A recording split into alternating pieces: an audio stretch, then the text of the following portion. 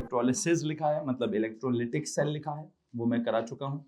उसकी मैं वर्कशीट भी करा चुका हूँ। उसके मैं सवाल वो काफ़ी हद तक ऑर्डिनरी लेवल का है, अनलेस अनटिल वो जो कैलकुलेशंस होती हैं जिनमें फराडेज कांस्टेंट या एवोगैड्रोस कांस्टेंट का कुछ इन्वॉल्वमेंट है, उस सवाल को लेकर। उसके अलावा बाकी जितने ओ लेवल के। फिर आते हैं इसके अगले चैप्टर पर 24.2 जो कि वोल्टिक सेल के बारे में है या गैल्वेनिक सेल के बारे में है, जिसमें इलेक्ट्रोड सिस्टम्स होते हैं या इलेक्ट्रोड के पोटेंशियल्स होते हैं या सेल पोटेंशियल्स होते हैं। अच्छा, उधर आपने क्या क्या पढ़ना है मैं उस स्पेसिफिकेशंस को देखना चाहता हूँ। Specification number 1, define the terms. कौन कौन सी? Standard electrode reduction potential, I think हमने उसको डिफाइन भी किया है, उसकी वैल्यूज भी हमने डेवलप की हैं, उसका टेबल भी हमारे पास है, हमने सारा समझ लिया। फिर जी डिफाइन क्या? Standard cell potential. कल के लेक्चर में मैंने आपको सेल पोटेंशियल समझा दिया था कि जनाब साहब वो सेल पोटेंशियल क्या होता है, जो दो इलेक्ट्रोड सिस्टम्स को आपस में कनेक्ट करते हैं, उसको कनेक्ट करने के बाद एक इलेक्ट्रोकेमिकल या वोल्टिक सेल बनता है। उस सेल का कितना है टोटल पोटेंशियल। मैंने कहा तो सेल पोटेंशियल बेसिकली उसके वोल्टेज को कहते हैं या उसके ईएमएफ को कहते हैं या उसके इलेक्ट्रिकल पोटेंशियल डिफरेंस को कहते हैं। निकालते कैसे हैं वो? निकालते कैसे हैं? ई थीटा ऑफ द, पहले कौन सी वाली bigger value minus E theta of the, या यूं करते हैं, या E theta of the positive वाला ई थीटा माइनस नेगेटिव वाला ई थीटा करते हैं, या E theta of the cathode minus E theta of the anode करते हैं, या फिर कुछ और भी लिखा होगा, ई थीटा जहां पे रिडक्शन हो रही है माइनस ई थीटा जहां पर, अस्सलाम वालेकुम सर, जहां ऑक्सीडेशन हो रही है। ठीक है, लेकिन हमने एंड पे एक और काम भी कर दिया, हमने ई थीटा जहां पे रिडक्शन हो रही है वो प्लस ई थीटा जहां पे ऑक्सीडेशन हो रही है वो प्लस भी कर दिया था। ये प्लस कैसे कर दिया हमने? यहाँ पे आई थिंक मैंने आपको दो बातें लिखवानी है। आप अपने आखिरी बात क्या लिखी है कल के लेक्चर की? हाँ, आपने आखिरी बात क्या लिखी है? कुछ ओवरऑल ई थीटा लिखा हुआ है, उससे पहले आपने ओवरऑल मतलब E theta of the cell लिखा हुआ है। I just want to tell you, मैंने इन दो डेफिनेशनों पे थोड़ा सा एक दोबारा कमेंट लिखना है कि आपने कल क्या लिखा है। टॉपिक था आपका कल क्या? Standard cell potential. टॉपिक क्या था जी? Standard cell potential.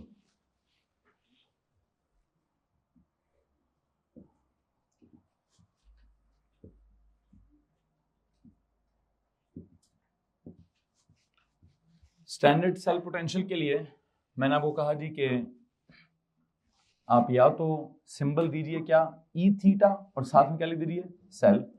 तब मैंने क्या क्या क्या माइनस करेंगे?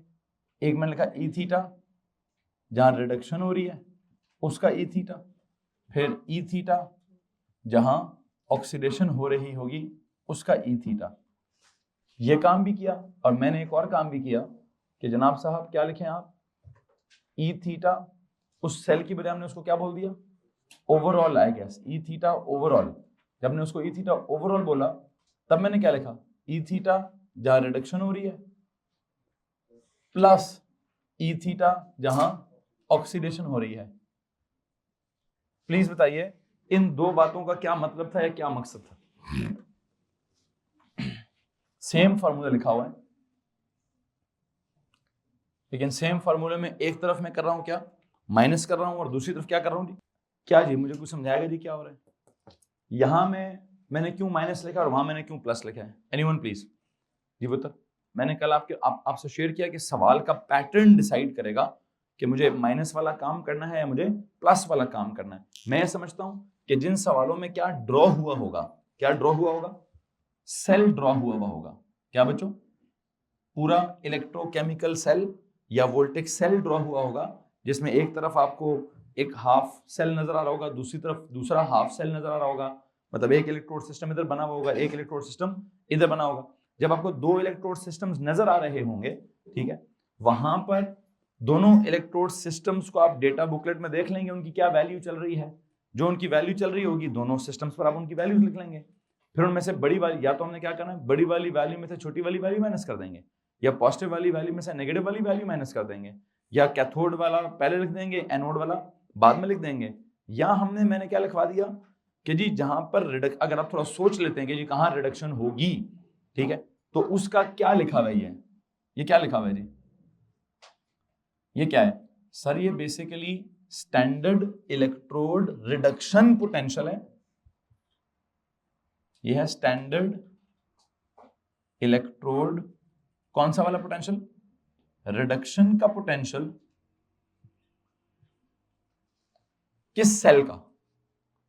कौन से वाले सेल का? दो सेलों में से कौन से वाले? हाफ सेल का। जिस हाफ सेल में रिडक्शन हो रही है, तो standard electrode reduction potential of क्या? Of I believe of reduction half cell. ये रिडक्शन हाफ सेल किसको कहते हैं? रिडक्शन हाफ सेल किसको कहते हैं? आई थिंक ये कौन से वाले को कहते हैं? कैथोड वाले को। Of reduction half cell, that is cathode. Of cathode, ये लिख देंगे। ये लो भाई, ये कौन है? ये है स्टैंडर्ड इलेक्ट्रोड रिडक्शन पोटेंशियल, जो कि डेटा बुकलेट में से मिलेगा। ऑफ क्या? ऑफ द कैथोड या of the reduction half cell. Okay, ये क्या है? प्लीज टेल मी, ये वाली कौन सी वैल्यू है सर? ये भी कौन सी है? ये भी स्टैंडर्ड और इलेक्ट्रोड आगे रिडक्शन पोटेंशियल ही है। बेसिकली ये बात समझनी है कि अगर आप दोनों रिडक्शन की पोटेंशियल्स कंपेयर कर रहे हैं, तो आप एक में से दूसरे को क्या करेंगे? माइनस करेंगे। ऑफ क्या? Of oxidation half cell. Of oxidation half cell, ये जिसको मैं क्या कहना चाहता हूं? Of anode. हेलो जी, किसी के पास अगर कोई सवाल है तो प्लीज हाथ खड़ा कर दीजिए। एंड वो वाला काम हम कब करते हैं सर जी? एक तो ये वाला काम हम प्लस वाला काम कब करते हैं? मुझे लगता है प्लस वाला काम तब करना पड़ेगा जब आपको सेल ड्रॉ नहीं हुआ होगा। क्या हुआ होगा जी? कोई ओवरऑल रिएक्शन लिखा होगा, मतलब कोई एक रिडॉक्स रिएक्शन लिखा होगा जिसमें से आप देखना चाहेंगे कि कौन ऑक्सीडाइज हुआ है और कौन रिड्यूस हुआ है। मतलब उसमें क्या होगा? आई थिंक जब आपके पास सेल की बजाय क्या चल रहा हो, कोई आपने ओवरऑल रिएक्शन लिखना हो और उस रिएक्शन में क्या हो रहा हो, एक सिस्टम रिड्यूस हो रहा हो और दूसरा सिस्टम ऑक्सीडाइज हो रहा हो, तो रिड्यूस होने वाले सिस्टम का रिडक्शन पोटेंशियल और ऑक्सीडाइज होने वाले सिस्टम का ऑक्सीडेशन पोटेंशियल वो क्या होगा सर? उस हिसाब से फिर ऐड होगा। अगर वो कॉन्सेप्ट होगा तो क्या होगा जी? बेटा इस पूरे चैप्टर में और कुछ कंफ्यूजिंग नहीं है सिवाय इसके। इसको अगर आप, और है इतनी कोई रॉकेट साइंस है भी नहीं है कि कोई बच्चा कैसा मुझे समझ ही नहीं आ रहा आप क्या कह रहे हैं। भाई मैं बड़ी सिंपल सी बात कर रहा हूँ, एक ही फॉर्मूला मैंने लिखा हुआ है, मैं कहता हूँ ये भी रिडक्शन पोटेंशियल है, ये भी रिडक्शन पोटेंशियल है। अच्छा, अब मेरा आपसे सवाल है, वैसे अगर मैं कहूँ ये यहां मैं रिडक्शन पोटेंशियल नहीं लिखना चाहता, मैं यहां ऑक्सीडेशन पोटेंशियल लिखना चाहता हूं, तो आप कहेंगे सर ये जो भी है अगर ये प्लस है तो माइनस होगा, माइनस है तो, मिसाल के तौर पे अभी जाती तौर पर प्लस है, अगर मैं इस जगह पे ऑक्सीडेशन पोटेंशियल लिखना चाहता हूं माइनस हो जाएगा, तो ये वाला माइनस ये वाला माइनस, तो वो हो गया ना। इसमें कोई रॉकेट साइंस है? यही इक्वेशन से मैंने वो इक्वेशन बनाई है। क्या तब्दीली लाकर? ये तब्दीली लाकर कि सर इधर देखें जरा, ये जुमला वही है जो क्या कहते हैं स्टैंडर्ड, यहां क्या है? यहां स्टैंडर्ड इलेक्ट्रोड कौन से वाला? रिडक्शन पोटेंशियल ही है। ऑफ क्या? ऑफ रिडक्शन हाफ सेल नहीं, of reduction half reaction. Half reaction की बात कर रहा हूं अब मैं किसकी बात कर रहा हूं? ऑफ क्या जनाब साहब? This is the standard reduction, standard electrode reduction potential of, चूंकि अब मैं रिएक्शंस लिखे होंगे, कौन सा रिएक्शन मैंने बोला? Reduction half reaction. कौन सा? मतलब पूरे रिडॉक्स में से रिडॉक्स का आधा रिडक्शन होता है और आधा ऑक्सीडेशन होता है, तो रिडक्शन हाफ रिएक्शन का रिडक्शन पोटेंशियल मेंशन्ड है। किसको मसला है? यहां क्या मेंशन है?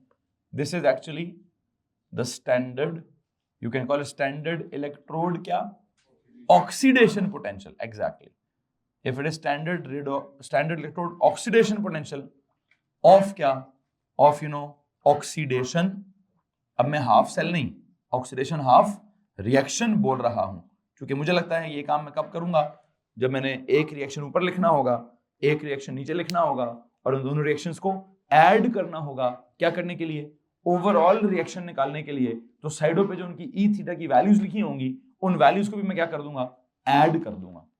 ऐड क्यों करूंगा? क्योंकि जो अगर आप कल वाली एग्जांपल देखें तो आपने क्या किया, जिंक वाला, बल्कि आई थिंक कॉपर वाला सीधा सीधा लिखा हुआ है। कॉपर वाला जैसा है, जब आप ओवरऑल रिएक्शन लिखना चाह रहे थे तो आपने कॉपर वाला रिएक्शन जैसा था वैसा लिखा, तो उसकी वैल्यू जैसी थी वैसे लिखी। लेकिन आपको जिंक वाला रिएक्शन क्या करना पड़ा, उल्टा करके लिखना पड़ा। तो जब आपने जिंक वाला रिएक्शन आपने उल्टा करके लिखा तो फिर उसके सामने उसकी वैल्यू भी क्या की, उल्टी करके लिखी। फिर आपने नीचे लाइन लगाकर दोनों को क्या किया, दोनों रिएक्शंस को ऐड किया। तो जब दोनों रिएक्शंस को ऐड किया तो उसकी साइडों पे ई थीटा की वैल्यूज को भी क्या कर देते हैं हम, ऐड कर देते हैं, ऐड कर दें। किसको मसला इस बात से भाई, एनीवन मुझे कोई और समझाना चाहेगा कि मैंने क्या समझाया? गर्ल्स में से बेटा जी आप समझाएंगे। ये माइनस प्लस का क्या सीन चल रहा है?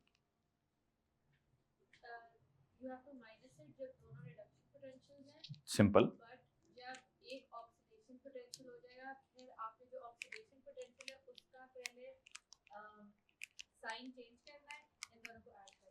चलो ठीक, मतलब एक कहते हैं सर जी जब आपने दोनों रिडक्शन पोटेंशियल लिए तो सब्ट्रैक्ट कर दें, लेकिन अगर आपने एक आधा वैसे ही उल्टा करके ऑक्सीडेशन पोटेंशियल बना दिया है तो फिर क्यों माइनस करें, फिर सीधा सीधा आप ऑलरेडी रिवर्स कर चुके हैं तो आप उसको ऐड कर लीजिए। दैट्स इट जनाब साहब। किसी के पास कोई सवाल है यहाँ तक? तो आई थिंक मैं वापस जाता हूँ स्पेसिफिकेशंस में। पहली जो टर्म थी डिफाइन द टर्म्स, वो दोनों हो गई। फिर कहता है describe the standard hydrogen electrode, वो भी किया हुआ है। फिर describe methods to use to measure the standard electrode potentials of metals या नॉन मेटल्स या क्या कहते हैं ions of the same element, ये भी मैंने किया हुआ है। फिर कहता है calculate a standard cell potential by combining two standard electrode potentials, ये भी किया हुआ है कि हमने दो पोटेंशियल्स को कंबाइन करके उनका सेल पोटेंशियल कैसे निकालते हैं, वो भी किया हुआ है। फिर कहता है जी क्या करें, अब ये बड़ी इंपॉर्टेंट बात है, use standard cell potentials to deduce the polarity of each electrode।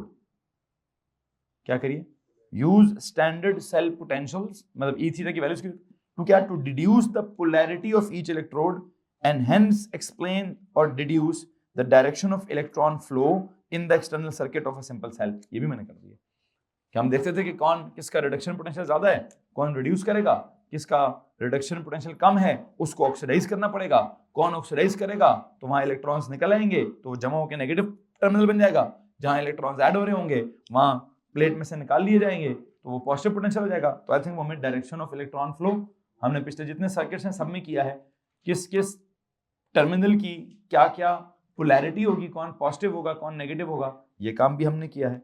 अच्छा अगली बात क्या लिखी हुई है, अगली बात देखिए predict the feasibility of a reaction.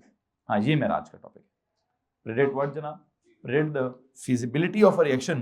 तो फिजिबिलिटी ऑफ द रिएक्शन के लिए मैं आपको ये बताना चाहता हूं कि अगर किसी भी ओवरऑल रिडॉक्स रिएक्शन का ओवरऑल ई थीटा क्या आ जाए, पॉजिटिव आ जाए, तो हम क्या समझते हैं, हम समझते हैं कि वो रिएक्शन क्या है, वो फिजिबल है। क्या है रिएक्शन जी, फिजिबल का मतलब उस रिएक्शन में बिजली पैदा हो रही है, मतलब पैदा करने की सलाहियत है, ठीक है, हमें उसको बिजली देनी नहीं पड़ेगी। तो आई थिंक इस स्पेसिफिकेशन के अकॉर्डिंगली जाऊं तो मेरा आज का जो टॉपिक बनता है वो क्या बनता है जी, it is the feasibility of a reaction. Please heading दीजिए feasibility of a reaction, heading दीजिए फिजिबिलिटी ऑफ अ रिएक्शन।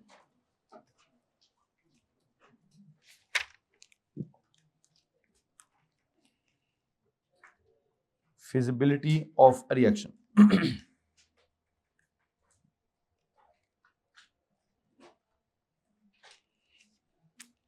लो जी, वो इसी में से निकालूंगा मैं कहीं ना कहीं, feasibility of a reaction।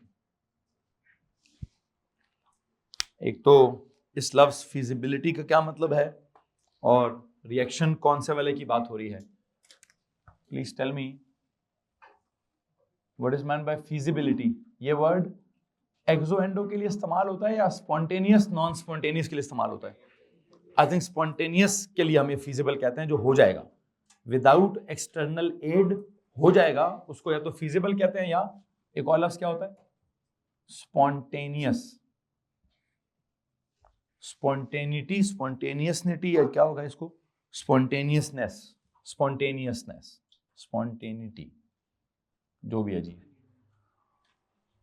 Reaction, किस रिएक्शन की बात कर रहा हूं, कौन से रिएक्शन की, ये मैं आई थिंक तो रिडॉक्स की बात हो रही है, बिल्कुल जी रिडॉक्स रिएक्शंस की बात हो रही है। ओके तो रिडॉक्स रिएक्शंस की स्पॉन्टेनियसनेस की बात मैंने करनी है या उनकी स्पॉन्टेनिटी की बात करनी है कि कौन सा रिडॉक्स रिएक्शन स्पॉन्टेनियस होता है, आई थिंक जिसका ओवरऑल ई थीटा पॉजिटिव होता है। तो सीधा सीधा नोट लिखिए, क्या जनाब साहब, redox reaction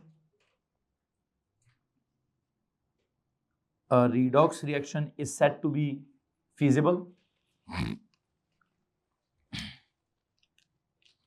is said to be feasible if its overall E theta, if its E theta overall, जैसे ये लिखा हुआ है, if its E theta overall, if its overall E theta is क्या, is positive। क्या असूल बना रहा हूं मैं कि any redox reaction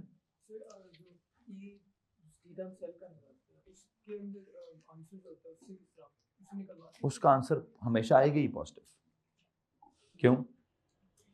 मैं बड़े में से छोटे को माइनस करूंगा। सेल का तो काम ही क्या है, जो आपका वोल्टेज सेल है उसने तो काम ही क्या करना है, सेल में तो मैंने काम ही बड़े वाले में से छोटे वाले को माइनस करना है ना, पॉजिटिव वाले में से नेगेटिव वाले को माइनस करना है, या कैथोड वाले में से एनोड वाले को माइनस करना है। इधर तो सेल बनेगी तब, सेल कहेंगी किसको, जिसने बिजली पैदा करनी है, जिसने वोल्टेज प्रोड्यूस करना है, जिसने वोल्टेज प्रोवाइड करना है। लेकिन अब जब सवालों का पैटर्न चेंज होगा, जिसमें सवाल में सेल नहीं बना होगा, सवाल में एक रिएक्शन लिखा होगा, क्या लिखा होगा, उस रिएक्शन को हमें चेक करना होगा। भाई ये चेक करो, अभी मैं उस तरफ जाता हूं, मैं उसकी मजीद एग्जांपल्स कराऊंगा।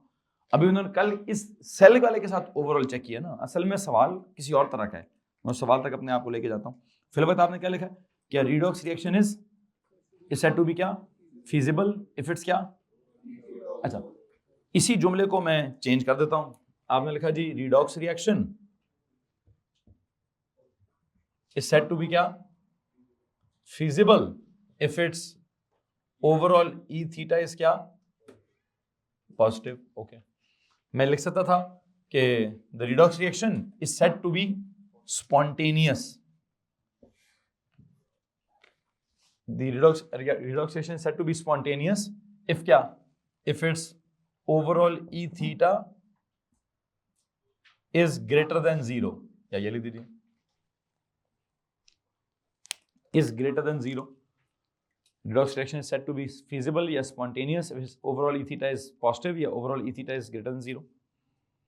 अच्छा, feasible या spontaneous का एक और मतलब क्या है, feasible या spontaneous का एक और मतलब क्या है, takes place on its own without any external add.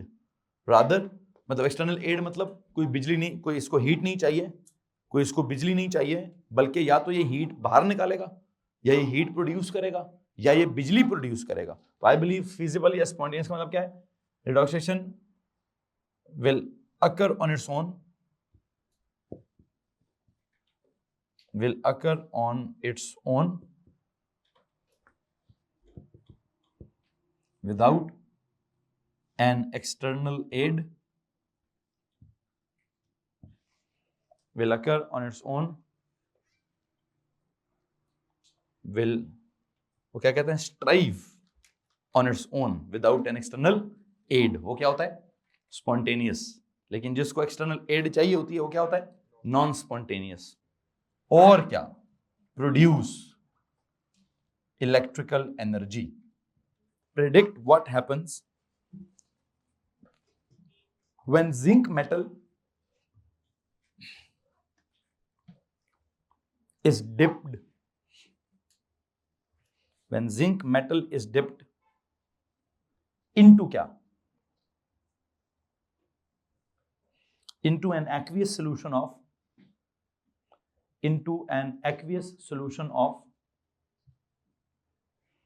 into an aqueous solution of 1 mole per dm cube, an aqueous solution of 1 mole per dm cube copper sulfate, 1 mole per dm cube copper sulfate, an aqueous solution of 1 mole per dm cube copper sulfate। लो जी, आपकी इतला के लिए अर्ज है, मैंने कल भी ये कराया, लेकिन कल सवाल ये नहीं था। कल सवाल क्या था, zinc electrode system is coupled with क्या, is coupled with copper electrode system. तो वो दो अलग अलग सिस्टम्स की बात होती है, बस दो अलग अलग इलेक्ट्रोड सिस्टम्स को कपल किया गया था। तो तरीका कौन सा लगाया मैंने, तो तरीका मैंने ये वाला लगाया था, ठीक है। लेकिन आज उसने सवाल क्या पूछा है, उसने कोई इलेक्ट्रोड सिस्टम की बात नहीं की, उसने कहा भाई जिंक का मेटल है, मैंने बीच में किस में डिप कर दी है, कॉपर सल्फेट के सोल्यूशन में डिप कर दी है, बताओ कुछ होगा? ओ लेवल में भी था ये सवाल, बताओ कुछ होगा? सारा वो डिस्प्लेसमेंट रिएक्शन होगी। जिंक कॉपर से किधर होता है? ऊपर होता है। तो जिंक कॉपर से क्या होता है? मोर रिएक्टिव होता है। जस्ट डिप कर देना भी क्या है, काफी है। क्या करने के लिए? जिंक ने कॉपर को डिस्प्लेस करने के लिए ये काफी कि जस्ट डिप कर दें। कोई जरूरत नहीं है इतने बड़े बड़े दो अलग अलग हाफ सेल्स बनाने की। ये जो मैंने आपको जुमला लिखवाया, आई थिंक ये तो ओ लेवल का रिएक्शन है। क्या सीन है जनाब साहब? इसका क्या सीन बना है सर जी? ये ले, अब मैं कोई इलेक्ट्रोड सिस्टम भी नहीं बना रहा, अब मैं कोई इलेक्ट्रोकेमिकल सेल भी नहीं बना रहा। मैं कह रहा हूं कि ये कौन है? ये है जिंक की प्लेट, इसको मैंने डिप किसमें किया है? यह है कॉपर सल्फेट का एक्वियस सॉल्यूशन, यह है कॉपर सल्फेट का एक्वियस सॉल्यूशन। अच्छा, एक तरफ मैं इसका ऑर्डिनरी वर्जन का जवाब देना चाहता हूं और दूसरी तरफ मैं इस बात का एडवांस्ड वर्जन का जवाब देना चाहूंगा। Please tell me, ordinary version का जवाब क्या दूं? ओ लेवल में क्या पढ़ा है इसके बारे में? क्या सर जी वो रिएक्टिविटी सीरीज के मुताबिक जिंक किधर है? ऊपर है। जिंक क्या है? मोर रिएक्टिव देन कॉपर है। तो क्या करेगा? It will displace the less reactive copper. और क्या होगा? मैं रिएक्शन लिख देता हूं, आप एक साइड पे जाए वाले के। According to O level, according to the O level reactivity series, according to the O level reactivity series क्या होता है जी? Zinc is above copper in the reactivity series. Zinc is more reactive than copper. Zinc is above copper and more reactive than copper. Hence more reactive than copper. क्या लिखा है जी? According to the O level वाली reactivity series, zinc is above copper, hence more reactive than copper. So it will displace copper from its compound. So it will displace copper from its compound. So it will displace copper from its compound. I dot E क्या कहना चाहता हूं मैं बेटा जी? मैं ये कहना चाहता हूं कि जिंक क्या करेगा? जिंक को अगर आप कॉपर सल्फेट में डिप करेंगे तो zinc being more reactive than copper क्या करेगा? जिंक उसको डिस्प्लेस करेगा, जिंक ZnSO4 एक्वियस बनेगा प्लस कॉपर सॉलिड बन जाएगा। ये है जी ओ लेवल का concept. Zinc is above copper in the reactivity series. Zinc is more reactive than copper. Zinc will displace copper from its compound. And you know, there you go, the displacement reaction. This is the displacement reaction that will undergo. Okay. अब जो अगली बात मैं इसका advanced version निकालना चाहता हूं, वो इसका एडवांस्ड वर्जन क्या है? मुझे लगता है कि इसका एडवांस्ड वर्जन ये है, इसकी वो कौन सी होती थी एक आयनिक इक्वेशन, कौन सी वाली भाई? इसकी आयनिक इक्वेशन का बात करेंगे सर, कौन होगा Spectator ion? Zn solid plus Cu2 plus aqueous plus SO4 2 minus aqueous shall give you क्या? Zn2 plus aqueous plus क्या? SO4 2 minus aqueous plus क्या? Cu solid. Okay. I think sulphate जो है वो क्या है? वो है इसका स्पेक्टेटर आयन।